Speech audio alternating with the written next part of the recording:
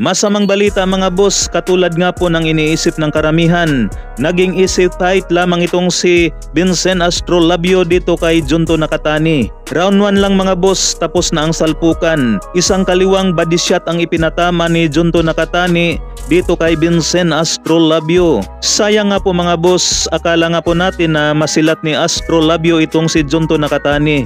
Yun pala ay round 1 lang ang itinagal ng ating pambato. Ganon talaga mga boss. Samantala, co-main event naman dyan ang bata ni Mr. Honda na si Tenshin Nasukawa. Nakalaban nga po niya rito ang Puerto Rico na si Jonathan Rodriguez, kung saan ay bugbog nga po rito ang sinapit nitong si Jonathan Rodriguez. Bumagsak pa ito sa round 3 at pagkatayo nga po nito mga boss ay itinigil na nga po ng repere. May bagong kartada ngayon itong si Tenshin Nasukawa na 4 wins to KOs at walang talo.